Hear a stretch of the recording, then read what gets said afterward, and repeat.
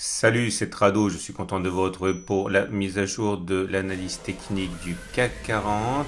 Mais avant de commencer, comme d'habitude, c'est l'heure de l'action du jour.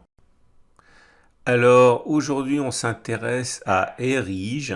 Erige qui vient de délivrer un signal assez intéressant que j'aimerais backtester avec vous. Alors si vous découvrez le format backtester, ça veut dire regarder ce qu'aurait donné une stratégie sur les précédentes occurrences en vue de voir si on peut gagner de l'argent avec cette stratégie. En l'occurrence ici, voilà ce que je voudrais backtester avec vous. Vous voyez, les cours viennent de provoquer une entrée du RSI en surachat. Le RSI en surachat lorsqu'il est au-dessus de 70, comme c'est le cas maintenant.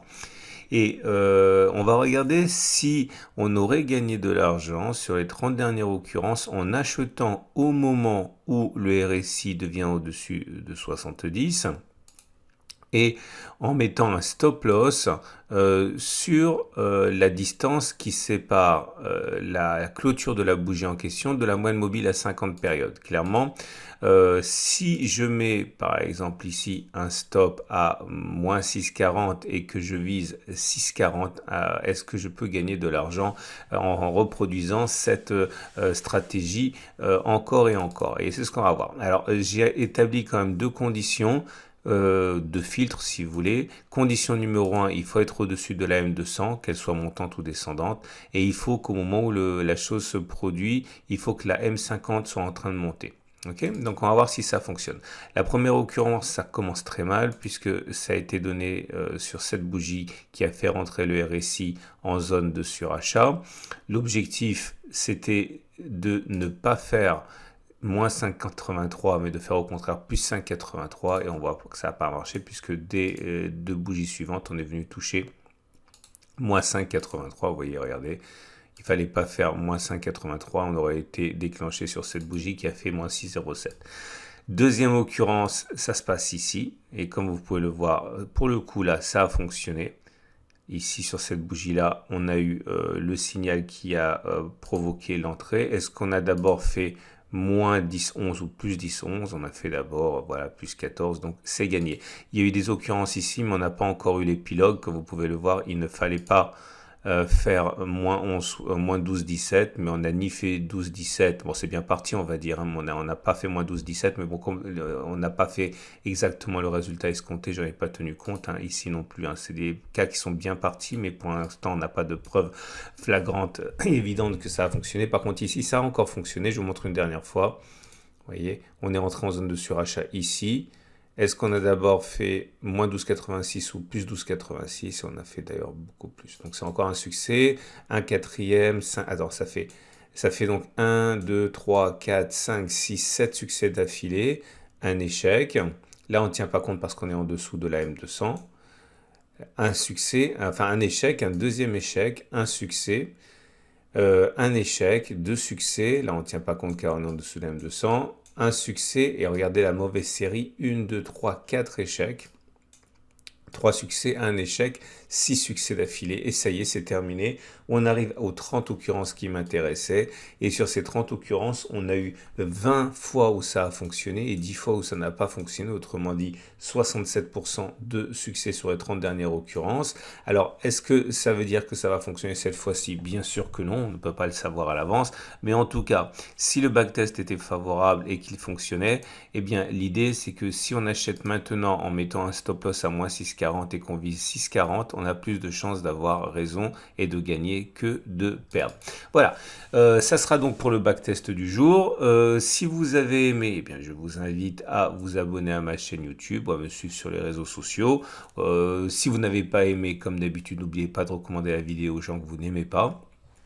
Et toujours également les podcasts encore et encore pour apprendre au contact des meilleurs. C'est sur le site de la Trado Academy. On passe tout de suite au CAC 40. Et le CAC 40 a été aujourd'hui plutôt méfiant. On a végété dans l'attente à quelques heures du rapport de l'emploi américain très important car il permettra d'en savoir plus sur ce que va faire la Fed. On sait que dans la politique de resserrement monétaire, il y a une condition sine qua non pour la Fed, c'est que l'emploi soit au plein emploi justement, et tant que les chiffres de l'emploi ne sont pas impeccables et au goût de la Fed, on peut s'attendre à ce que la politique monétaire soit, on va dire, resserrée, mais pas de manière drastique. Donc il faut s'attendre également qu'il y ait une sorte de réaction opposée par rapport à ça. Si les chiffres sont mauvais, eh bien les marchés devraient saluer normalement, puisque cela veut dire que la Fed ne remontera pas trop vite ses taux. Au contraire, si c'est trop bon, très bon, au lieu de monter, les marchés risquent de baisser en anticipant le fait que la Fed va être relativement libre de remonter ses taux. Donc attention. Et pour l'instant, voilà où on en est. La séance a pris 0,06%, autrement dit une séance quasiment pour rien. On a fait du surplace. On est à l'intérieur de cette espèce de canal ascendant qui n'a pas beaucoup d'intérêt pour l'instant, si ce n'est que tout en haut, on risque d'avoir une résistance et tout en bas, on risque d'avoir un support. Mais vous remarquez que j'accorde pas énormément d'importance aux canaux, sauf quand ils épousent en fait des repères graphiques horizontaux. Autrement dit, cette zone m'intéresserait davantage, cette zone m'intéresserait davantage que n'importe lequel de ces points sur le canal. En tout cas, nous sommes toujours dans une situation où l'ascension ne devrait pas s'arrêter. Enfin, je ne pense pas qu'elle devrait s'arrêter. J'ai toujours en tête l'idée d'une sorte de latéralisation. Nous avons également toujours en utilisant les Fibonacci. Je vous montre simplement les endroits qui sont des points de passage assez difficiles. Le niveau des 61,8%, on a déjà parlé, 6778,95. Ici, c'est une zone qui est utilisée par les spéculateurs quand ils ont un biais baissier, puisqu'ils parient sur une continuation du mouvement baissier s'ils ont justement un biais négatif. Au-delà, on aura les 6830. Le chandelier du jour est, on l'a dit, plutôt neutre. Bon, il est vert, puis ça veut dire qu'on clôture plus haut que l'on a ouvert, donc c'est plutôt une pression haussière, mais on termine dans le tiers neutre, donc c'est pas terriblement haussier. À noter la bougie Aiki qui est de bonne facture, comme on peut le voir, puisque c'est encore une fois une bougie verte sans mèche basse, donc la pression haussière est loin d'être épuisée. Et on a un inside bar, c'est-à-dire vous avez une bougie 1 qui englobe complètement la marge de variation de la bougie 2 ici. Et bon, c'est une figure qui se trade. Ce que les traders aiment bien faire, c'est que c'est pour de l'intraday plus qu'autre chose. Le jour où on passera, enfin, si on passe les plus hauts de la bougie 1, il y aura des ordres d'achat, et le stop loss il est soit mis de manière agressive en dessous de la bougie 2 ou de manière moins agressive en dessous de la bougie 1, et puis bon, bien sûr ça fonctionne plus souvent que ça n'échoue. C'est pas ce qui m'intéresse le plus aujourd'hui. Ce qui m'intéresse le plus aujourd'hui, c'est au niveau des indicateurs techniques, enfin au niveau des éléments techniques. Alors la moyenne mobile à 7 jours, elle est clairement ascendante maintenant, donc la tendance immédiate est haussière. La moyenne mobile à 20 jours est plate, enfin bon, montant, descend, moi je considère que c'est plat, on est dessus, donc la tendance générale est maintenant neutre. La moyenne mobile à 50 jours est ascendante et on est au-dessus, donc la tendance de fond est haussière. La moyenne mobile à 200 jours est ascendante et on est au-dessus, donc la tendance de long terme, comme vous pouvez le voir, est très largement haussière. Et on a les bandes de Bollinger qui se mettent dans une situation qui semble confirmer tout ce qui a été dit préalablement. Voilà, une sorte de latéralisation, une sorte de canal comme ça qui me fait penser que normalement, il y a de fortes chances pour qu'on reste dans ce canal de latéralisation pendant un petit moment. Regardez également au niveau des indicateurs techniques autres, il y a rien de nouveau. Le super trend, attention parce qu'il va être attaqué maintenant. Et je vous rappelle que statistiquement, ça a été un petit peu mon fil conducteur. Statistiquement, quand on casse le super trend, on est censé clôturer au moins une fois plus bas que le jour où on l'a cassé. Ça s'est révélé valable 9 fois sur 10 sur les 30 dernières occurrences. Donc autrement dit, c'est pas à prendre à la légère. Mais si on clôture et qu'on casse le super trend à la hausse, ça sera une toute autre musique. Hein. Donc à suivre de près. Et le SAR qui, comme de bien entendu, hein, enchaîne un deuxième point ici. Hein. Je vous ai déjà expliqué, on a déjà backtesté qu'il était rare que l'on ne clôture pas plus haut que la clôture. C'est comme pour le super trend. Hein. Une fois qu'on a cassé le SAR, normalement on clôture au moins une fois plus haut. Et ça a été le cas ici. Donc ça ne nous sert plus véritablement maintenant. Et maintenant, il y a bien sûr l'Ishimoku qui est en amélioration, hein, il faut le dire, hein, puisque maintenant vous avez... Attendez, je vais enlever des trucs parce que sinon on n'y voit plus rien. Voilà, et voilà, et voilà, et voilà. Et donc, si on regarde l'Ishimoku, on est maintenant avec une Tenkan qui monte, donc la tendance immédiate est haussière, la Kijun qui monte, donc la tendance générale est haussière, la SSA monte, la SSB encore plate, donc la tendance de fond n'est clairement pas baissière, elle n'est pas super haussière parce que la SSB est toujours plate, mais bon, c'est encourageant. Si la Tenkan passe au-dessus de la Kijun, ce sera encore un signe, hein, de dynamisme supplémentaire.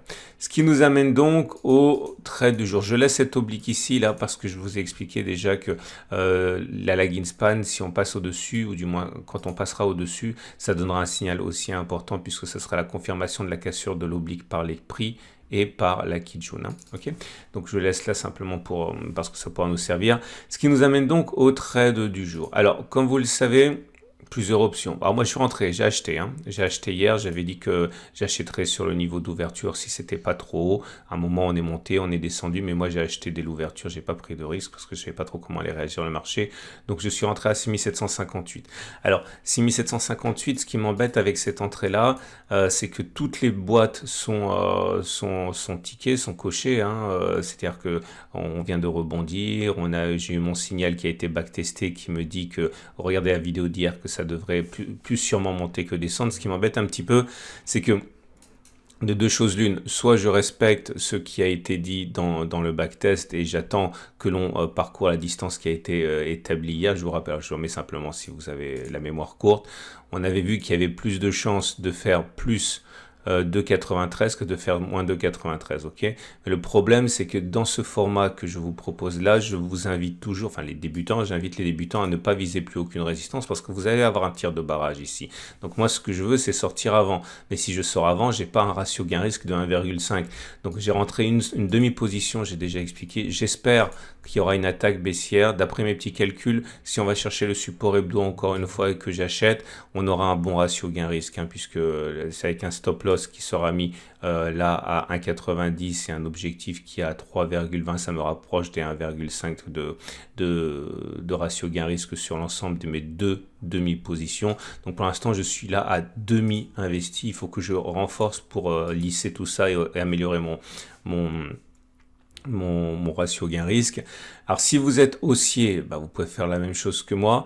De deux choses une, encore une fois. Hein. Soit vous visez un objectif avec une seule position. Ok, bon, je pense que bon, c'est à peu près pareil. Donc il faut viser au moins 2,98 par le haut et on sait que il y a plus de chances pour qu'on le fasse qu'on ne le fasse pas. Autre solution, la spéculation à la baisse, naturellement, qui est rendu ardu par la dynamique en place, mais si on respecte toujours ce vieux backtest, hein, du super trend, vous avez un super ratio gain-risque, hein, parce que si vous spéculez à la baisse maintenant, vous visez une clôture en dessous des 2,34 avec un stop loss au-dessus du super trend. Mettons, on n'ira pas chercher à mon avis 1,3% en le préservant. Vous avez un ratio gain-risque qui est excellent. Maintenant, j'aimerais vous montrer aussi autre chose parce que j'en ai pas parlé assez. C'est la fourchette d'Andrews et j'ai une fourchette d'Andrews qui est très intéressante ici. Rappelez-vous, donc la fourchette d'Andrews, c'est un plus haut, un plus bas, un plus haut consécutif ou l'inverse. Donc voilà, 1, 2 et 3 comme ça. Et la médiane est ralliée beaucoup plus souvent qu'elle ne l'est pas. On a déjà backtesté ça, je vous invite à regarder mes anciennes vidéos et on n'a pas touché. On n'a pas touché. Pourtant, tout espoir n'est pas terminé. Hein. On peut toujours aller le chercher. Donc, de deux choses d'une, vous pouvez trader ça, c'est-à-dire en mettant un stop loss voilà, large à 2,8% et en faisant le pari qu'à un moment il va y avoir une méchante attaque, vous avez un excellent ratio gain-risque. Ok. Mais rappelez-vous aussi que si on casse la fourchette d'Andrews sans que l'on en ait eu préalablement touché la médiane, ça s'appelle un refus de médiane. Beaucoup plus souvent que l'inverse, on va chercher un contact avec la ligne pivot 1, pivot 3. Donc ça aussi, hein, ça sera très intéressant si on arrive à casser et clôturer au-dessus de la fourchette d'Andrews. Bon, je vous en reparlerai plus tard, mais ça laisse entrevoir des trades intéressants ici. Voilà, je vous souhaite une excellente journée et je vous dis à demain pour la mise à jour.